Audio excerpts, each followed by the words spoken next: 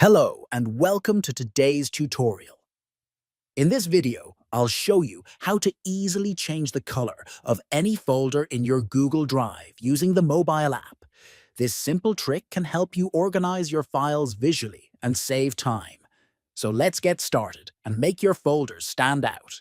Open the Google Drive app on your mobile device. Tap on the Files icon located at the bottom right corner of the screen. Scroll through your list and find the folder you want to change the color of. Tap the three vertical dots next to that folder. From the menu, select Change Color. A color palette will appear. Choose the color you prefer from the available options. Once selected, the folder color will update automatically. You don't need to save anything, that's it. Your folder now has a new color. Thanks for watching.